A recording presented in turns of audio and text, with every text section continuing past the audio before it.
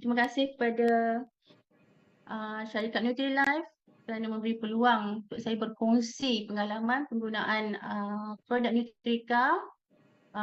Penggunaan ini daripada yang digunakan oleh mak saya lah. Ini skalanya bermula dah 6 bulan dulu ya, dalam usaha saya mencari penawar untuk mak saya yang sedang terlantar. Mak pernah jatuh pada 6 bulan lepas, menyebabkan dia tak boleh berjalan. Sekala aktiviti dia terpaksa perlu diuruskan oleh anak-anak lah. Macam-macam cara dah saya cuba. Saya pernah buat akupuncture, ambil macam-macam jenis umpat lah.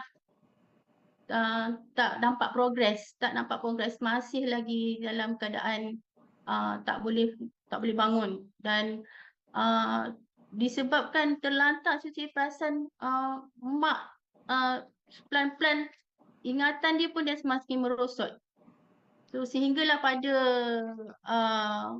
28 hari bulan 12 yang lalu, saya diperkenalkan dengan produk Nutrika. 28 saya diperkenalkan produk ni, saya bagi mak saya makan malam. Malam tu juga saya bawa balik, saya bagi mak saya makan. Keesokan harinya, mak saya bagi tahu, alhamdulillah dengan asbab Nutrika ni, dengan izin Allah, mak saya cakap anggota badan mak saya, tangan dan kaki macam ada satu tenaga elektrik yang menarik-narik urat tu. Saya tak pasti macam mana, cuma mak kata macam tangan dan kaki mak macam ada elektrik.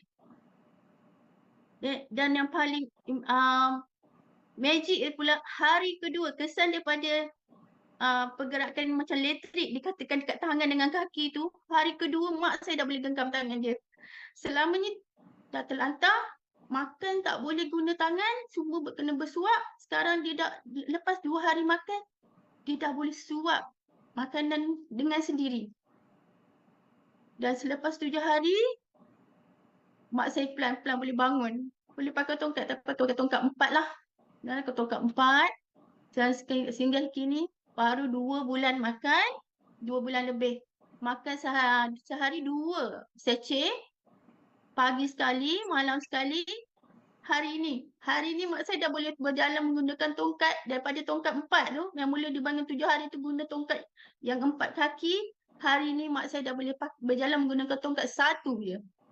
Alhamdulillah, saya berharap semoga dengan asbab penggunaan Nutrika dengan izin Allah, satu hari nanti mak saya boleh berjalan tanpa menggunakan tongkat. Dan perkongsian saya sebenarnya ini, saya berharap saya dapat sebar luaskan lagi kebaikan Nutrika ni kepada masyarakat kat luar sana. Semoga sama-sama dapat memberi yang terbaik, kesihatan terbaik pada diri sendiri, kepada keluarga, kepada yang tersayang. Kita dapat kehidupan yang lebih ceria, bahagia, insya-Allah. Terima kasih.